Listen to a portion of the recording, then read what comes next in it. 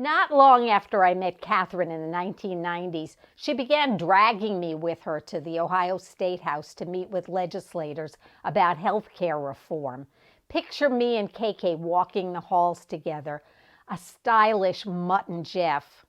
She'd burst into each office with her infectious laugh, making a personal connection with secretaries, aides, and the legislators themselves over family photos or today's weather, then pivot to her pitch on health care, linking to the specifics of his district and having a real conversation.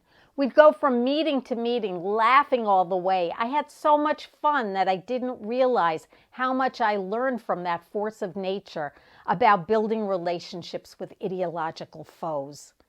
It was Katherine who taught me the importance of having a regular and continuous source of primary care for at-risk Ohioans.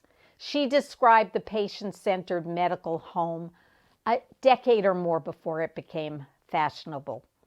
Katherine taught me about empathy. She knew about the life struggles, not only of her dear friends, but also about the tenants in a rental property, people who waited on her over lunch. She cared not just about humanity, but about every human being and a lot of animals.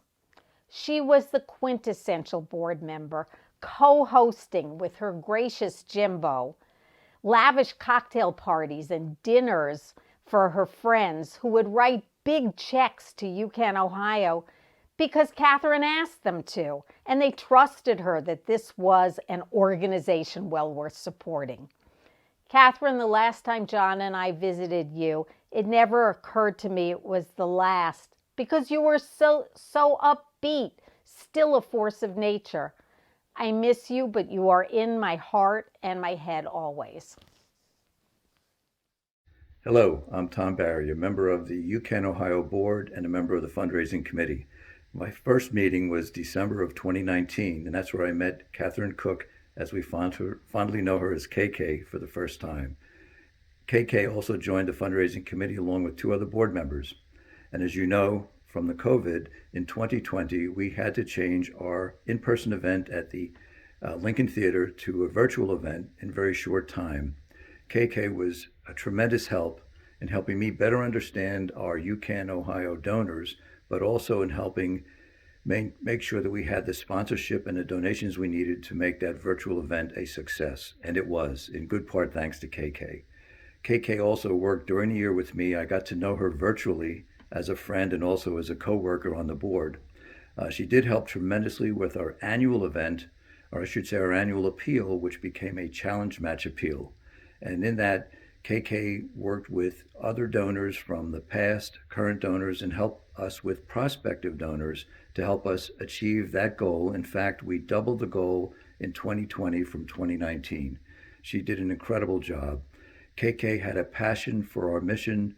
She was always totally involved, totally engaged, and she was just an incredible asset to UHCAN Ohio and its mission to help those with health inequity, especially in Ohio.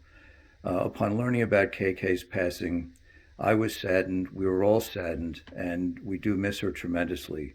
What I'd like to say at this point is simply, KK, you're missed by many, and thank you so much for all you did for the UHCAN Ohio mission. Thank you again. Bye, everyone. Hi, my name is Grace Kilbane. In 1983, Ohio's new governor appointed Roberta Steinbacher to lead the Ohio Bureau of Employment Services. Roberta quickly assembled her team, which included me, Katherine Kuck, Carol Ventruska, Karen Michael, Carol Kuhlman, Laura Carey, Dwight Garner, Sally Schiraldi, and Bob Fenton. This team quickly bonded, and we formed wonderful, wonderful friendships that have lasted these past 38 years. I am honored to represent this group today to pay tribute to Katherine Kuck. Back in 1983, Ohio was in a very deep recession. There was over 14% unemployment, and it was very difficult times for workers. The agency, Ohio Bureau of Employment Services, was challenged to process claims from unemployed workers and was in a big debt already to the federal government because of the unemployment trust fund. To help out with that, in addition to our little team, Roberta hired an outside consulting firm.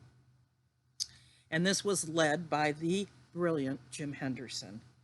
And as we know, this produced a beautiful and lasting union between two wonderful, wonderful people, Katherine and Jim. Katherine served as our legislative liaison back then and worked with both the state legislature and our congressional delegation because we were 100% federally funded. She was just excellent at her job. She somehow knew and could navigate between all these big political personalities and competing views while still advancing our goals and outcomes and providing us with the advice we needed about how to work with the legislature, what we needed to do to get things done. Katherine, of course, had a few other names. We called her KK, and the other name I liked the most was Cooker May, which really fit her. She was just so fun and funny. We had so many good times together over the years, sort of growing up together, being at each other's weddings and big events in our lives.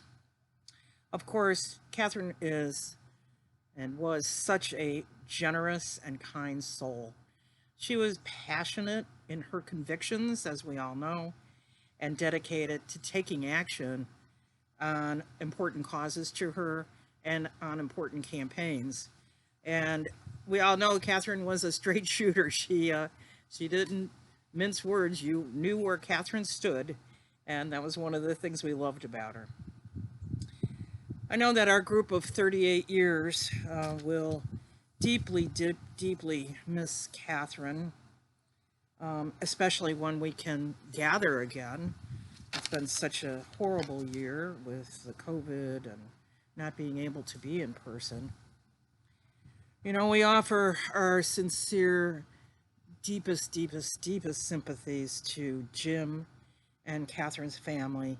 And we'd like to thank UHCAN for doing this tribute, for our dear friend Katherine. So, may Katherine rest in peace, free from the cancer that she fought so hard. May she feel the love that we have for her and our hope that someday we'll meet again. I would like to close with a quote from the Irish poet William Butler Yeats. This is a particular favorite of one of our group's members, Roberta, and also me.